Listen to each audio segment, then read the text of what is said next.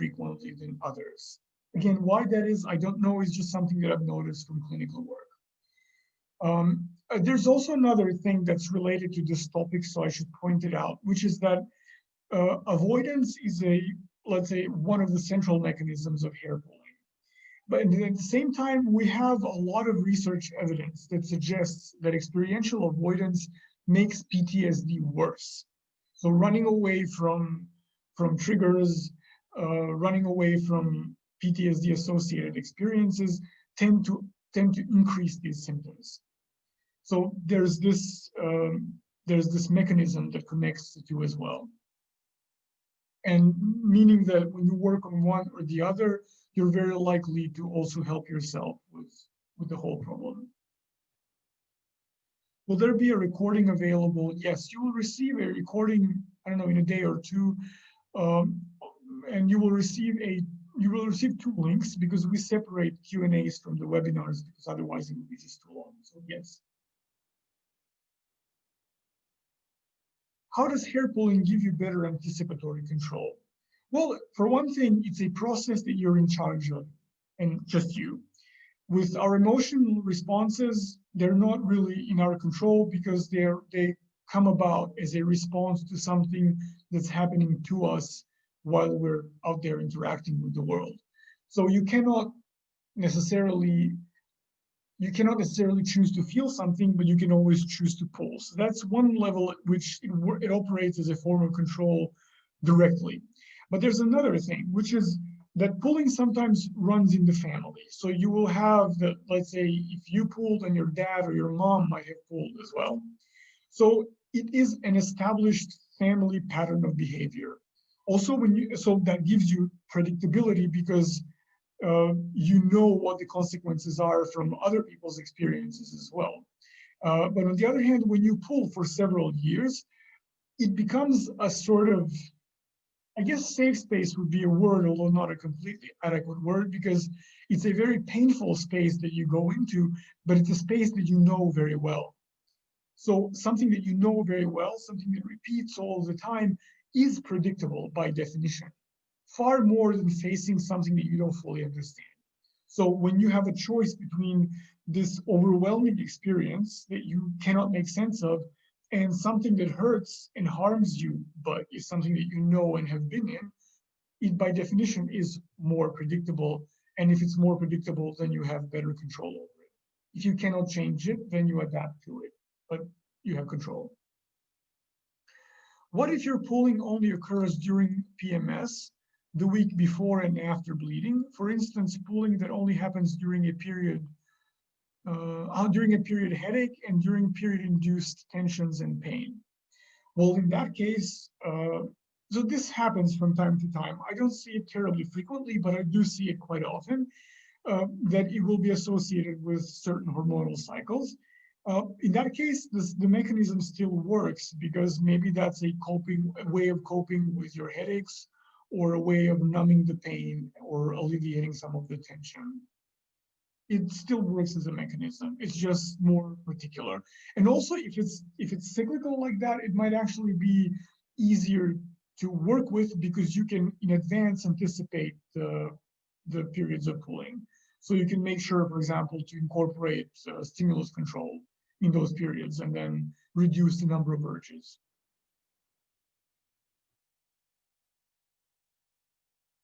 My 3-year-old granddaughter has been pulling out her hair for over a year.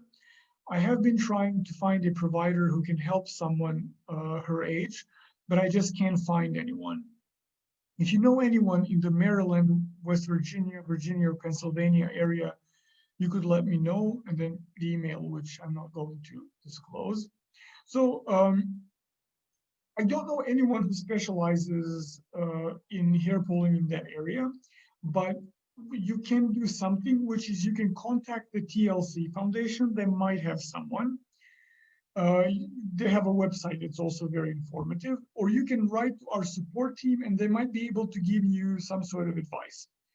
This is something that we've been increasingly hearing about at TrichStop, which is that people write to us and say, look, I have a daughter, or as the case may be here, a granddaughter, but they're 3, 4, 5, 9, or 10 years old, and can they still use your program? Unfortunately, our program is made for adolescents and adults, so it's not really appropriate for children, but we are working on finding some way to help with this as well. So if you need advice, our support team might be able to help. And you might want to contact the TLC Foundation because they could perhaps help you. Unfortunately, I really don't know anyone from that area. I mean, I know Virginia very well. I have cousins there, but unfortunately, none of them are therapists who work with trichotillomania. How does pooling allow for better anticipating future events? And what future events might be anticipated? For example, events that might carry some threat or danger.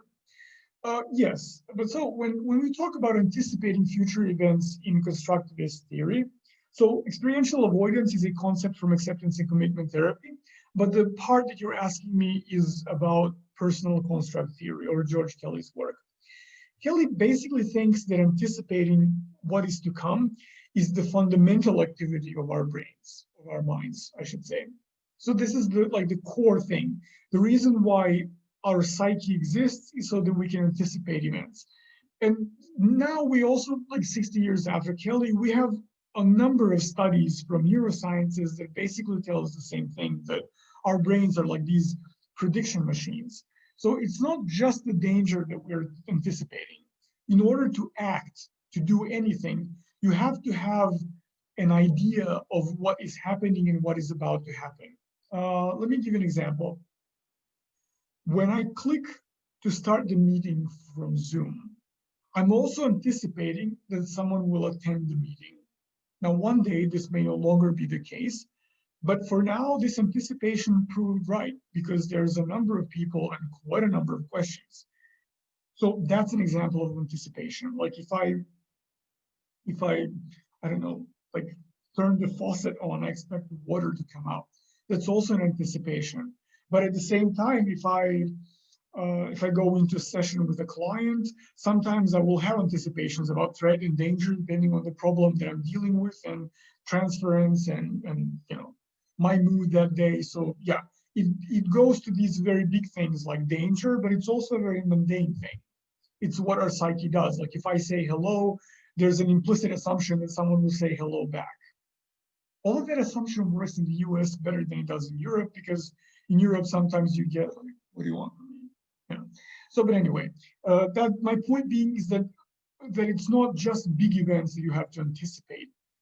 It's, let's say that you start watching Netflix after work and then you start feeling all these strange sensations, or like my friend Josh, you start thinking all these thoughts and then you anticipate that this will escalate and it will cause you anxiety, for example. You may turn to pulling as a way to alleviate that or prevent that.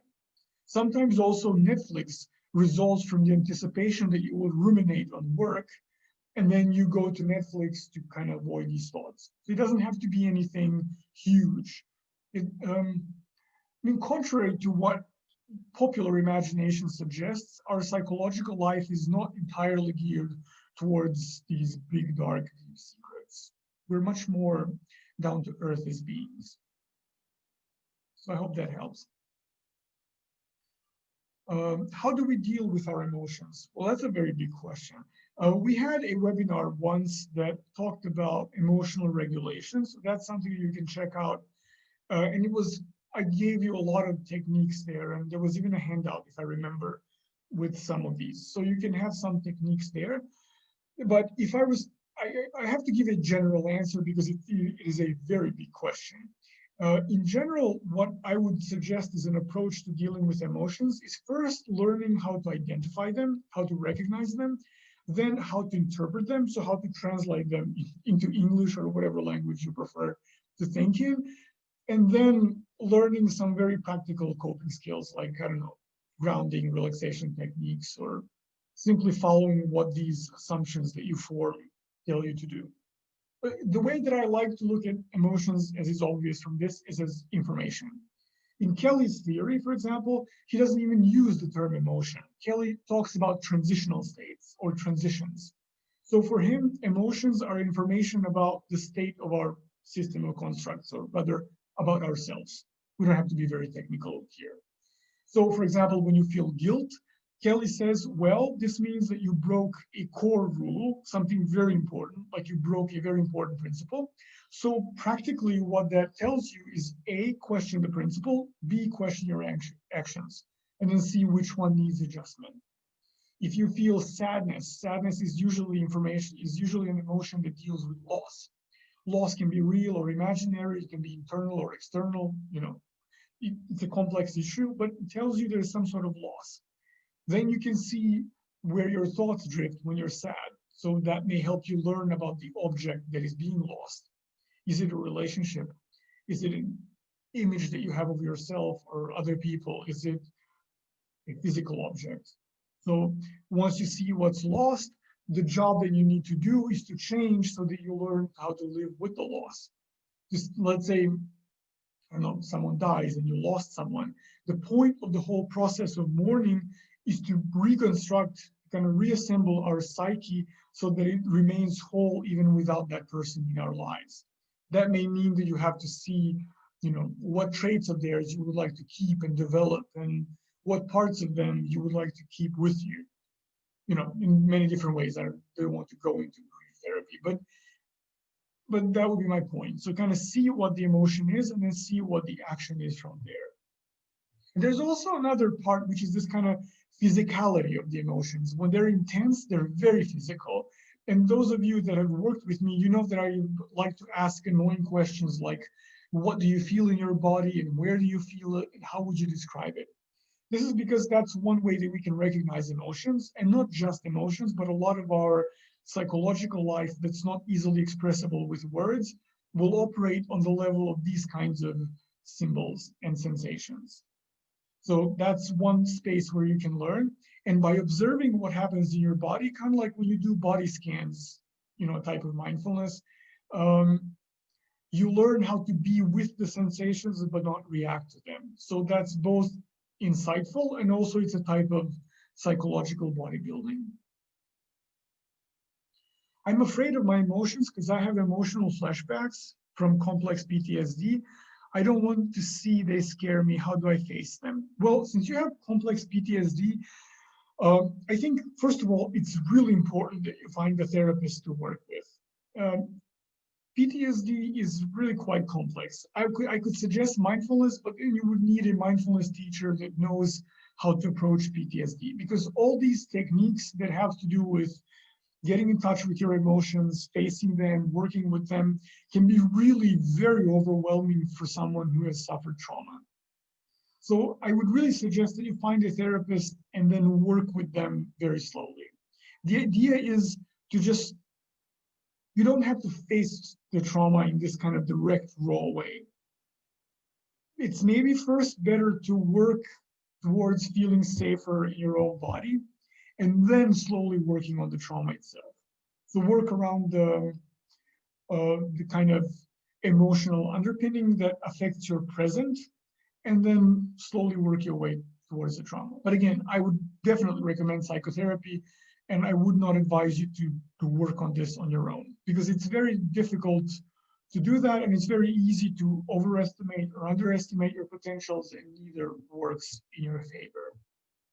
So find a therapist that you trust. I have lost all control and can pick for hours and hours each day. I really need help and referrals. Would there be a time I could meet with the host one-on-one?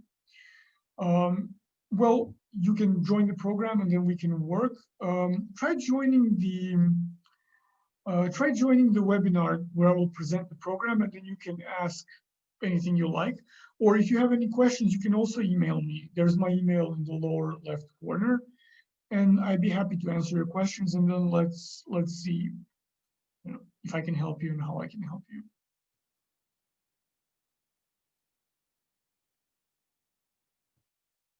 Okay, so I've been able to find nothing that can replace hair pulling adequately. I always return to it.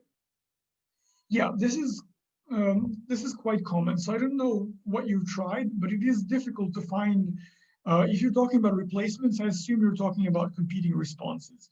it's really difficult to find competing responses that will fully replace the feeling of pulling. And I think that this should not be your primary goal when you look for replacement behaviors. They're not supposed to be perfect replacements, they're supposed to be good enough. Because think about the content of this webinar specifically. It tells you that the way to go, like the journey that you should be on, is to deal with the experiences that you're avoiding, not find more perfect ways of avoidance. When we use these things like, I don't know, like fidget spinners or worry stones or whatever else you use for stimulus control and competing responses, this is like a first level thing. It gives you a degree of control, which apparently you get because it replaces it to a degree, and then you can work on more thorough issues.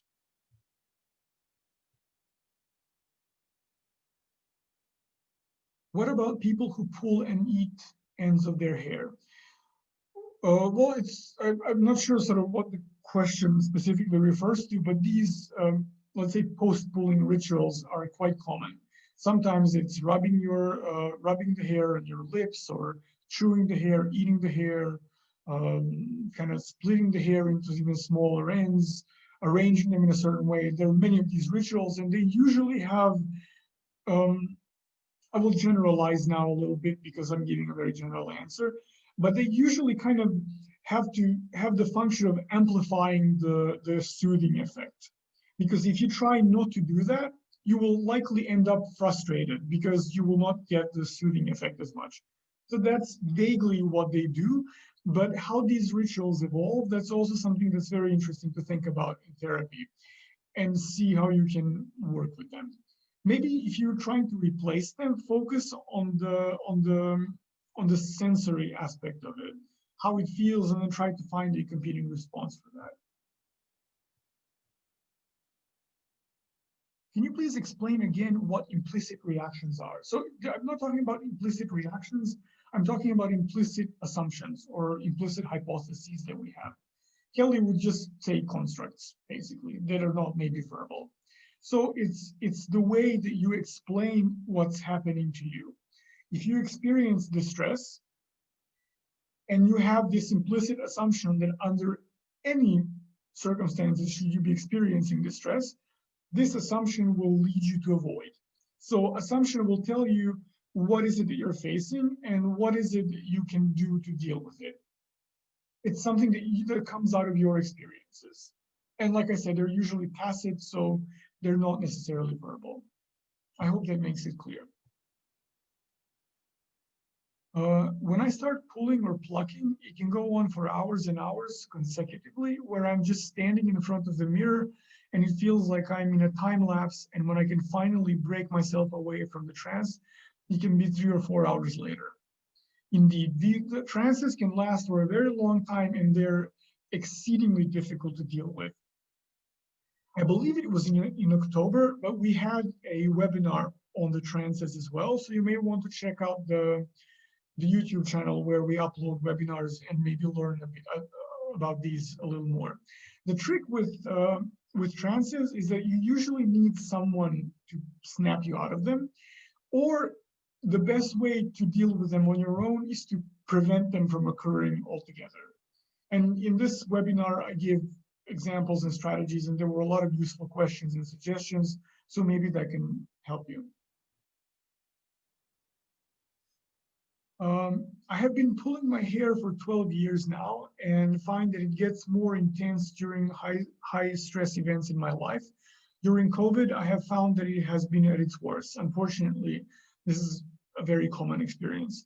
I have attended therapy for about 6 years and have had no luck in reducing or stopping the hair pulling. Any advice on what to do ultimately to stop the hair pulling?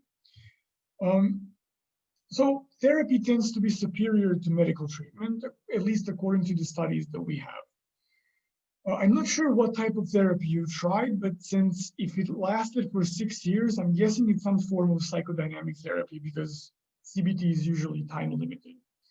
I would have to know a lot more about your experiences with therapy to know what worked and what didn't work. on top of my head, both habit reversal training and acceptance and commitment therapy are shown to work, so maybe that's the way to go. There are also a few books available. There are even some listed on the TrichStop's website that might give you some sort of tools to deal with it yourself. One second, there's a book that I read recently and I recommended it before on the webinars. I have it on my Kindle app. Just let me tell you the title so you can get it. It's a short book. It's not the same program as ours, and in my opinion, it's not as efficient either, but it might be something that can help. Just 1 second.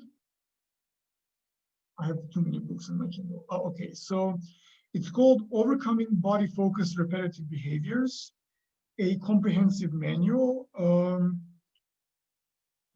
Just to go to the front page to see if I can show it to you.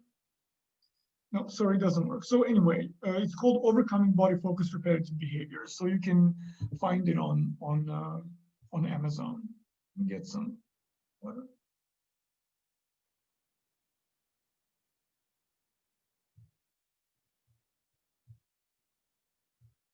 I have trichophagia. It escalated after multiple years of trichotillomania. Question 1, where can I find more resources on it? And question 2, how long does it take for Trichobezoar to form? So question 1, you can email me, send me an email, and I will look for some sources for you. On top of my head, nothing really comes to my mind that specifically deals with this. It's usually just a passing statistic in studies. So there's very little literature devoted specifically to it. I can try and find something and see if I have anything, but nothing comes to my mind right now that would specifically be devoted to this.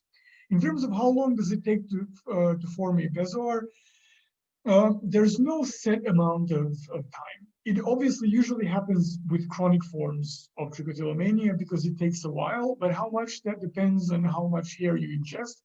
And also it doesn't form not everyone has a bezoar in the end. So for those of you that don't know, it's essentially a collection of swallowed hairs that kind of forms it's like a hair bundle that forms in your digestive system. Only about 1/3 of the people who swallow their hair or chew their hair will eventually have one. So it's not necessarily something that will ever happen to you. But there's no determined period of time when it happens. But it is sort of takes years for it to happen. Sorry, I can't give you a specific answer, but there's just no information to my knowledge about it. I have an experience where sometimes I may not be going through anything, but I would feel a part of my scalp hurting and pull to stop, thinking it needs to be pulled. Why is that? So if I understand you correctly, you feel pain in your scalp. So if that's the case, the first thing that you should do is see if it's something physical. Because if it's, I'm not sure if we're talking about something that's a psychological thing or if it's a physical sensation. Sometimes people will report itching and certain unusual sensations, and then I will always tell them to check this first with a physician, or rather with a dermatologist specifically, because sometimes a physical dermatological condition will cause the urge to pull because it will irritate your skin. So it's something that maybe you can check it out again. What was the book name again?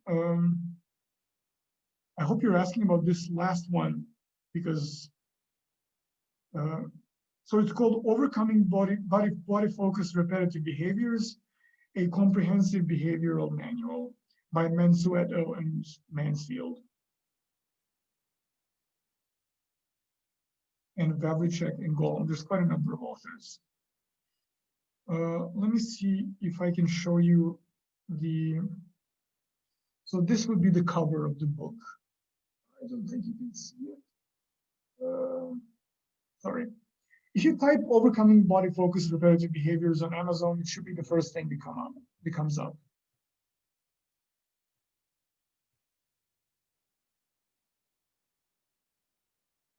So we can break the cycle by accepting pain to prevent suffering. Well, that's a very succinct way of putting it. Yes, it's not just about accepting the distress, but being able to look at it and learn from it. But it is to my knowledge, I don't know a single psychological system devised by any human anywhere that would make us not suffer. I guess maybe Buddhism would have that as its ultimate goal, but even there in Buddhism, like even if you reach nirvana, suffering doesn't end because you don't experience distress, it's just because you don't suffer.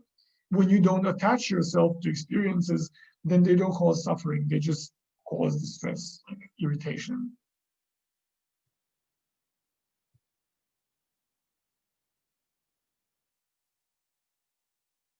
Can you go over what the implicit bias reactions, the assumptions? I forgot the second step in the cycle. So I already explained it, but just briefly, if you didn't hear it or if you asked afterwards, it's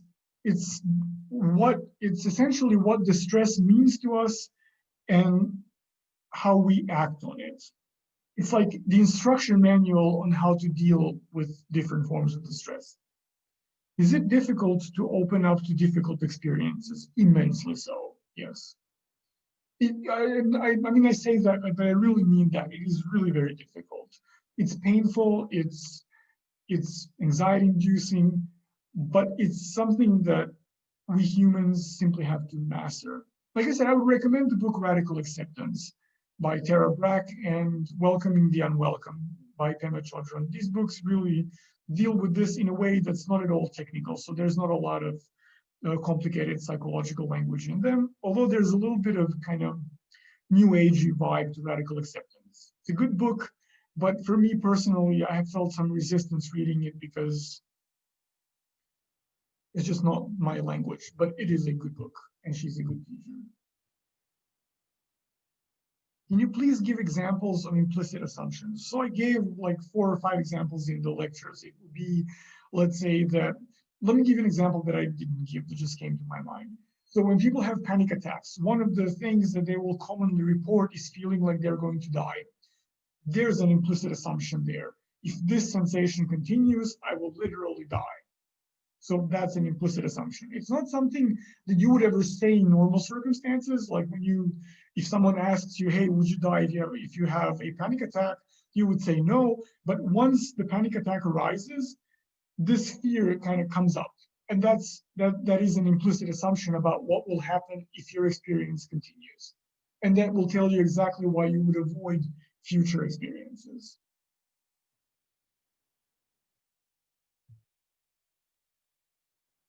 Why does this happen with children? That's a very complicated question that I don't know how to answer in one blanket answer. Sorry, I don't know how to answer a question that's this general.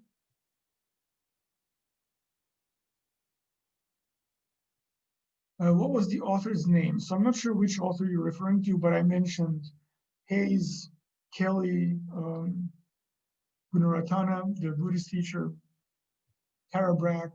I need more information. Who is the author of the book called Mindfulness? I did not hear the name. Oh, that one. So that's Ellen Langer, Ellenlanger. She's a Harvard professor of psychology, and I really like to listen to her talk. She's an excellent speaker. Not a good painter, but an excellent speaker. Why is it so hard for people with trichotillomania to stop compared to other addictions? Well, I wouldn't compare like levels of suffering and difficulty because I guess each condition is difficult to the person that struggles with it. But if I had to sort of isolate one aspect of trichotillomania that makes it so hard, is that it's the soothing that it provides, even when it doesn't feel like it's. Because sometimes when you pick for a long time, the effect tends to wear off. But for most people, it's the only way that they know how to provide that sort of self-soothing to them. And whenever something is the only resource you have, it becomes indispensable. So one part of the treatment and one of the things that we do with competing behaviors is to find different ways to achieve a similar thing so that pulling wouldn't have this exclusive deal with your psyche to be the only thing that suits you. It doesn't have the monopoly anymore. So yeah, I would say that's why. And that's actually a very good comparison. So hair pulling obviously isn't an addiction, at least not psychiatrically speaking, but drugs and hair pulling share the same thing, which is that for the person that struggles with it, it seems to be the only resource for something. And when it's the only resource, you cannot do without it.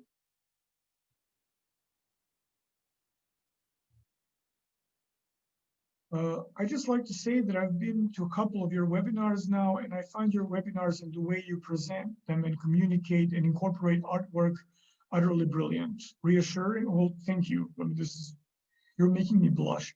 Reassuring, intellectually stimulating, interesting, and helpful. I'm still very much struggling with Trich, but your webinars have helped me feel better and understand what's going on in myself more. Thank you. Well, I'm very happy if the webinars help. I really am. I mean, I truly believe in this kind of outreach. And if I didn't need to get any sleep, I would do even more of it. But thank you. I'm also happy that someone likes the way that I incorporate artwork, because I really give a lot of thought to what I will put and where. So it's always intentional. Well, except for this leaf, that wasn't the message. How much does the pediatric surgeon, psychiatrist know about children eating hair to the point of needing abdominal surgery? So whether or not a child needs surgery, this is something that is exclusively in the domain of the pediatric surgeon. I would not trust any of my colleagues. I'm talking about psychiatrists and psychologists. That's just not our domain. So pediatric surgeon is the person to tell you that. And in terms of understanding children eating hair, I would specifically look for a child psychiatrist there. Because if there's one medical specialty that should be able to help, it's a child psychiatrist. I don't think a pediatric surgeon would know how to treat the psychiatric part, and a child psychiatrist wouldn't know how to treat the surgical part, so you essentially need both. Why is this hereditary? I didn't say that it was, and there's really no concrete evidence that it is, so I wouldn't say that it is. There was one webinar where we talked about research and what studies are being done. And I was able to find only 1 or 2 studies that found correlations with certain genetic changes and hair pulling, and those were related to certain genes that had to do with grooming, as one would expect. But those were correlations. Correlation is not causation, so we can't say based on 2 small studies that something is hereditary. So I would not even say that. If I pull, will it be passed on to the kids? Sometimes it happens in the family, but not because it's genetic. Oh, now I realize where the previous question may have come from. When I was talking about this, it's usually that it's just a family, it's just a pattern of behavior. So it's something that's changeable and malleable. It's psychological, not necessarily genetic.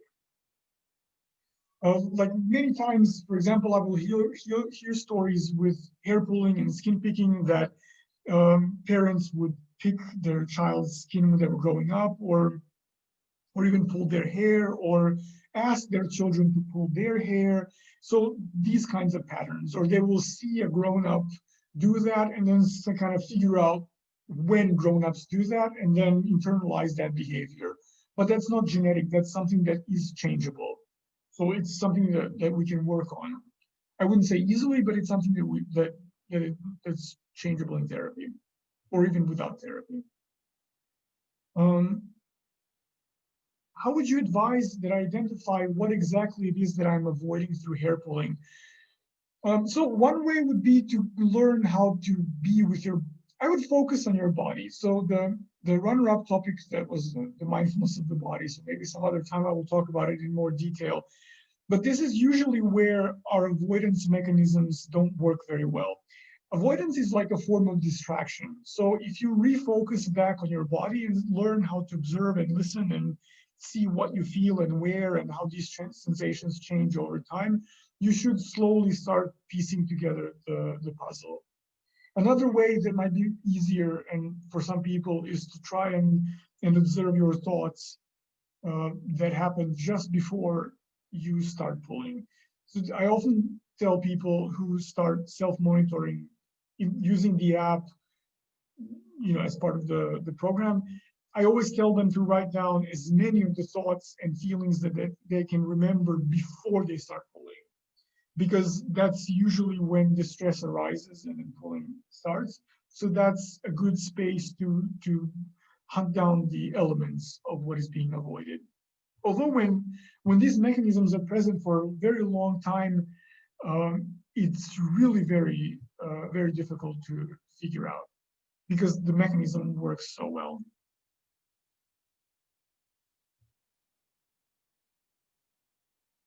Does TrichStop program help you get down to the core issues, emotions you're avoiding?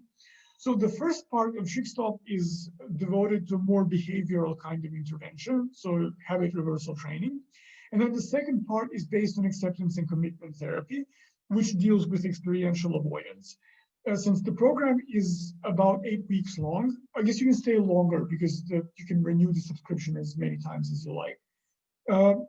But yeah, I guess it allows you to learn about the mechanisms, but how much you do is very individual because some people figure these things out very quickly. Some people need more time, but yes, you can definitely lay down the groundwork for a more fundamental change. Yes.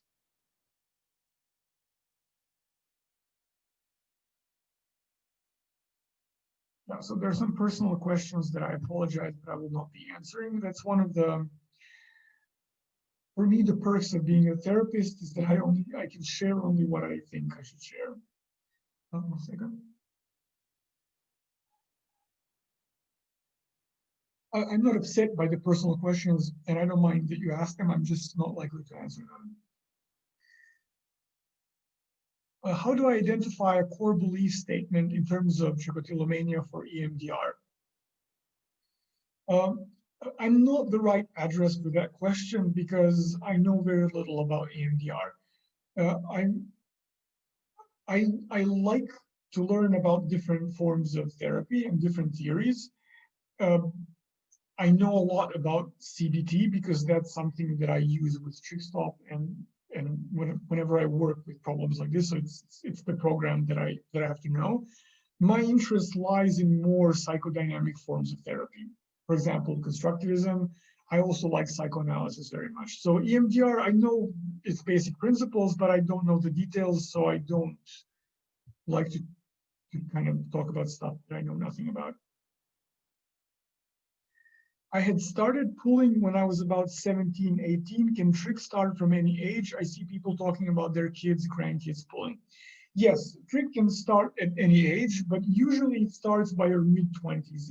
It's kind of the older you get, the less of a chance that you will experience a new episode. There was one study that I talked about in one of the previous webinars where researchers identified roughly two distinct groups of people who pull. Those that start at the age of 17 and 18, and those that start as younger kids. And they kind of looked at these in terms of comorbidities and associated problems and prognosis.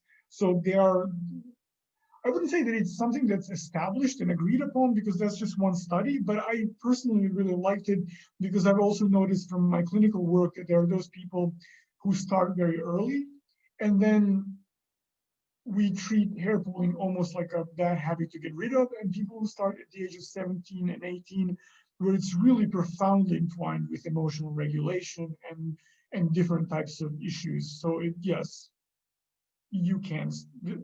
It's roughly like 50-50 in my experience, but those are two distinct groups of clients. What type of therapy do you recommend trying first to help stop trichotillomania? That depends on the level of change that you want. Obviously, I recommend TrichStop because I work for them and I also happen to believe in the program. So that's one thing you can try. If you want a strictly behavioral approach, then habit reversal works. It's been shown in multiple studies. Just don't expect habit reversal to go in very deep. but does it work to replace the behaviors? Absolutely. If you want to understand a little bit more, then maybe one of those newer CBTs like acceptance and commitment therapy, or if you really want to understand the psychology of it, you can combine habit reversal and something like, I don't know, some psychodynamic insight-oriented therapy. It really depends on your preferences and the level of change. What was the name of the author who wrote that book on mindfulness? So if you mean the book about psychology, not meditation, it's Ellen Langer. And if you mean the meditation manual, then it's Mindfulness in Plain English by Henepola Gunaratana. I should get a reward for saying that name. It's an excellent book. Oops, one second. As an adolescent that has abandonment issues and a heavy amount of trauma along with a high grade of anxiety and depression, what is the best advice for trichotillomania? So the first advice that I can give you is treat the depression and anxiety first. All three together can be really difficult to work on at the same time. Since anxiety is likely to cause pulling, if you address anxiety, you will lower pulling, so you'll stabilize it a little bit. And then depression is obviously something that affects probably a lot more of your life than pulling does, considering the nature of depression as a mental health problem. So first, start with these. A therapist is good, a psychiatrist is good, a combination is even better. And then once you feel better, then you can maybe deal with trichotillomania as well. And also some of the medications that you may be prescribed for depression and anxiety can also help a little bit with trichotillomania.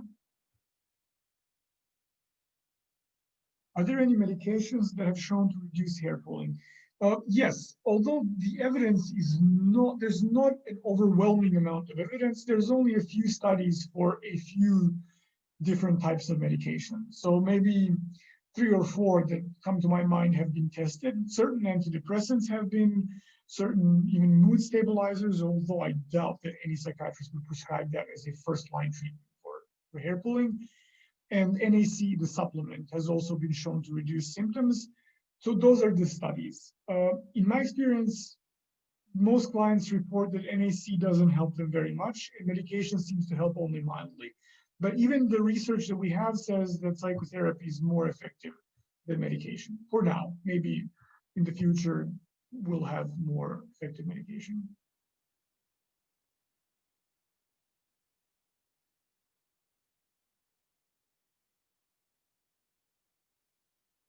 I managed to stop for a couple of months, but recently I've been subjected to a lot of stress. I started pulling again 2 days 2 days ago, and I'm scared that I will start again. What do you recommend? So if you started pulling, first of all, get all your competing responses out and arrange for stimulus control. If you stopped on your own and these terms are not familiar to you, maybe check out the habit reversal training webinar. So find ways to reduce the urges. If it's a form of stress that comes and goes, take a day or 2 off and work only on your stress and anxiety. So because luckily you know what triggered it, so you exactly know how to proceed.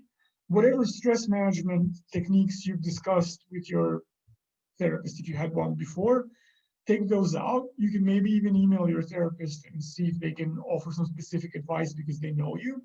What I would suggest, if this stress is passing, take some time off, deal with the stress, and then sit and see what strategies you can apply in the future to prevent this specific form of stress from coming back. And make sure to be surrounded everywhere with competing responses, and don't be too hard on yourself. Relapses happen, and when they happen, the most important thing is just to kind of reduce them and stop them. There's no reason to blame yourself or be upset with yourself.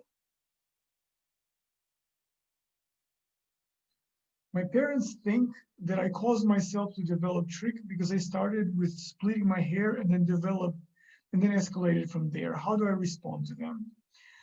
Well, first of all, I would tell your parents that trichotillomania is not a conscious choice. This is in the beginning of the webinar.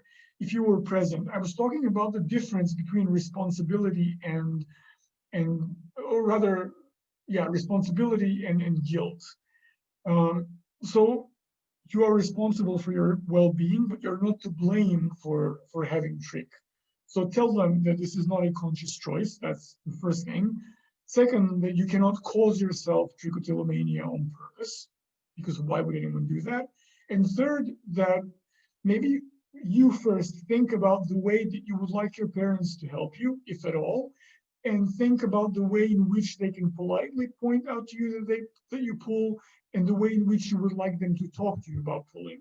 So I don't know your age, so they are entitled probably to know what you feel. Just make sure that you communicate with them how you would like this to be addressed. Because those kinds of attitudes just add more stress. And when they add more stress, you're likely to pull more. And I'm sure that that's not what your parents want to achieve. So that's also something that you can say. You can tell them that when they make you feel guilty, you tend to pull more, so you can find a way to talk about this that's not triggering to you. You can also give them our support or my email, and then we can explain to them what pulling is about. Are there any recordings of previous webinars available on your website? So they're not on the website, they are on the YouTube channel. And when you receive the link for these, you can find it, or you can just find the channel by typing TrichStop in YouTube. And you can have all our webinars. They're all available since April. My dad avoids hard emotions by turning to work. I'm learning now that I avoid them by pulling. This leads me to think it's genetic. Yeah, that's the assumption that people make very frequently, but what it leads me to think is that you and your dad share the same lack of coping skills. And if your dad has no coping skills, he couldn't have helped you develop yours, which is one part of parenting. So they give us healthy patterns of behavior or whatever patterns they have. So I would not go to the conclusion that it's genetic, but I would go to the conclusion that because your dad doesn't have the skills, he couldn't teach you, but you can teach yourself. So that's one of those things about sort of how our assumptions affect how we deal with the problem. If you conclude that it's genetic, what do you have at your disposal? It's much, I think, more useful to think about it in terms of behavioral patterns. Are you married? Well, that's another personal question that I will not be answering, sorry.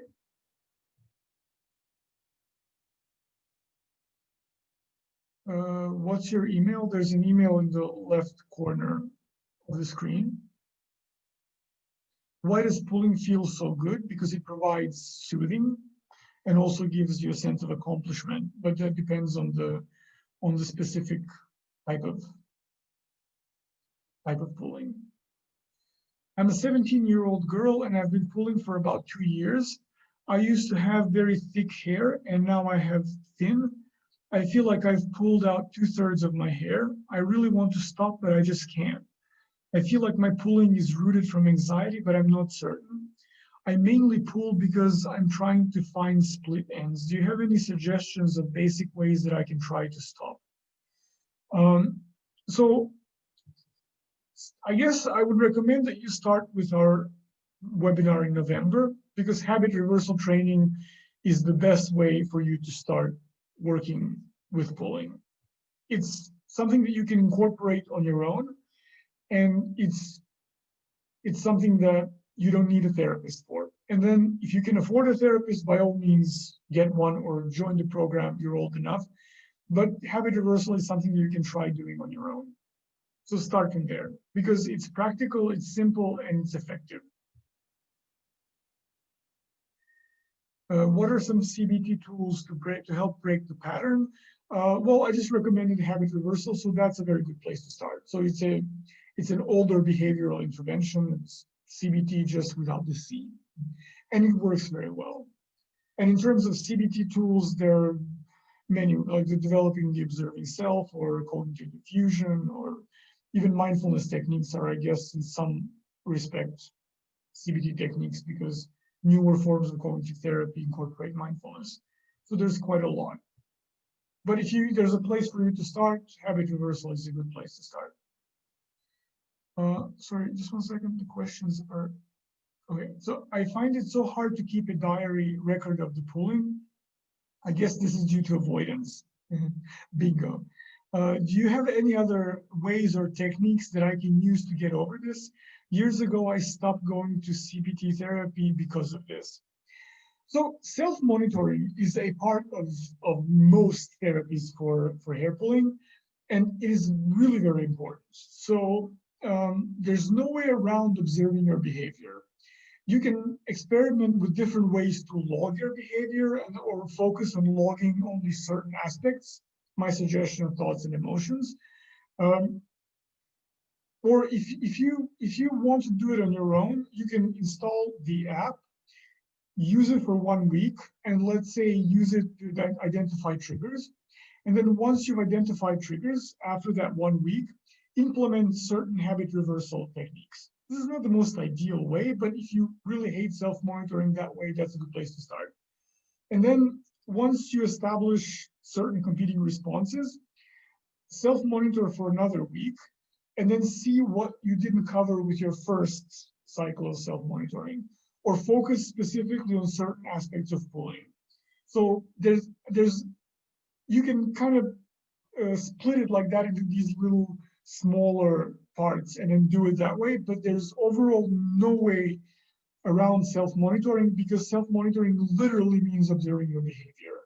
If you don't want to observe your behavior, then how can you change it? So that I'm afraid to say that you can only try out different approaches, but there's no way that you can change without doing it. Because the way that the CBT works is that first you have to identify the patterns and you have to be aware of them. And then you can apply techniques to deal with them. If you don't know that something is happening, how can you possibly prevent it? So it's kind of reasonable that you need self-monitoring. Sorry. If the hair pulling is self-soothing, is the brain mixing up the pain and pleasure receptors?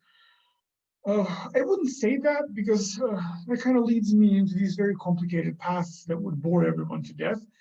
But there is definitely sometimes this aspect to both pulling and picking that is both a mix of pleasure and pain. And this is what sometimes people actually enjoy, this kind of mix together. And our brain doesn't really technically mixes these together. What you're talking about is a very specific flavor of human experience. If there are any psychoanalysts here, please close your ears, because I might say something very stupid now, but there's a concept in Lacanian therapy called jouissance, which is really that. It's like when sexual and painful just kind of transcend each other. They just merge into this something new and wonderfully exhilarating. So this is on a smaller scale what pulling can sometimes provide. But it's not our brain mixing up anything. Our brains don't mix things up very often. Okay, so Anne, thank you. Someone says that I'm cute, even with COVID hair. Well, thank you. Should I tell my family members that I pull? I have worn a hat around them for the past 2 years. This depends. If you think they can be your allies, and if you feel the need to open up to them, then yes. But if you feel like they would shame you or guilt you into it, then maybe it's not the time to do that. The reason why I say this is because, pulling can be exacerbated by stress, by guilt, by shame, and there's usually enough shame even without other people shaming you. So think about your interest there. If it's going to disturb your emotional well-being, don't do that to yourself, at least not right now. But if you think some members of your family could be helpful, if they could be allies to you, provide support, maybe even practical help, then by all means, yes. I saw somewhere that almost 4% of the US population has trichotillomania. If that's true, then why is there such a small amount of research done? That is true. I found studies that show from 4% all the way to 15%, although not as a chronic problem, but like one episode or 2 episodes in a lifetime. So yeah, it's a lot more common than people think. Why the research? Well, there are 2 reasons for it. I think on one hand, trichotillomania is not one of those, like when you tell someone that you do trichotillomania research, no one's expecting a Nobel Prize. So People who give grants are less likely, to give it for something that they don't even know what it is. And so that way it kind of stays on the sides. Then not many therapists or researchers know what to do with trichotillomania. And the reason for this, again, is because not many people go and complain about it. So most people, when they go to therapy, or even, to their psychiatrist, they will go and say something like, I'm sad, I'm anxious, or whatever. But very few people actually seek treatment for trichotillomania, which allows many healthcare professionals to have their entire careers go without ever really treating someone like that. And then there's also the part of laziness on part of my colleagues, and I guess my own in certain instances.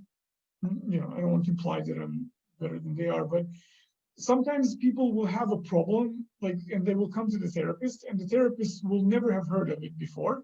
And then instead of saying, well, okay, now I should go and learn, the therapist will say, sorry, that's not something that I work with. So yeah, I think if more people complained, more people talked about it, more people publicized it, there definitely would be more research. You have to understand that a lot of the way that the research is done is you have to find a topic that will get you grants to do research. Someone has to hire you to do it. It's like there are a lot of interests that are not necessarily about what's a more common problem. There's also like the politics of science, let me put it that way. It's kind of like real life politics. When you look at the polls, you see that there's like a vast majority of people supporting a policy, but that never ends up being the law because there are interests that stop it. And the same goes with this. There are topics in science that we don't research because there's like a stigma around them, or there's less willingness to invest in them, or colleagues may sometimes think that something's not worth research and stuff like that. It's a complex world. I went to therapy and my therapist left me. I showed up and they said I didn't have an appointment, no email response or callback. I already had a fear of abandonment and now this has kind of messed me up. How do I keep that from causing me to avoid therapy? Well, I'm so sorry that you had that experience. I guess, it's very down to earth things. Just try to find a more reliable therapist. And if you have abandonment issues, that's something that I would open up. Like I would appreciate if a client would share that in the very beginning of therapy, because that way we can avoid unnecessary conflict or hurt, and then find ways to kind of understand each other from the very beginning. Therapists are humans, and we sometimes do stupid things. So a therapist can unintentionally hurt a client sometimes. I guess it happened to me once. For me, it's the biggest nightmare to forget an appointment with a client. And it happened to me once. And I think I freaked out more than the client did.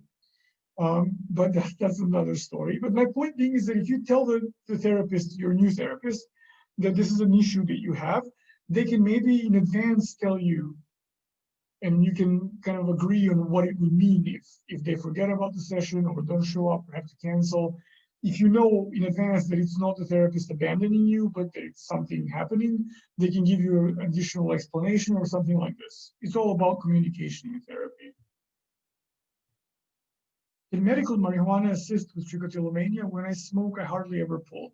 I've heard both versions of it. Some people tend to pull more, some people tend to pull less, which I guess speaks to the diversity of the problem and how different it is for every person. But if it works for you, if it's legal in your state, go for it. I wouldn't expect it to be a long-term solution, though. What's the success rate of the program? So people who complete the whole program, so not just start, but actually invest themselves and kind of engage and finish it, I think over 91% experiences statistically significant symptom reduction. How much exactly, that depends from the client and their specific circumstances. Okay, so there's still quite a few questions that I haven't gotten around to, and I'm really sorry. It's getting a little late and my voice is also going away, which is usually a sign for me to stop. If there are any questions on the list that you think are urgent to respond, both our support and I would be happy to answer, so you can email me. I hope to see you in January, and we will be talking about perfectionism.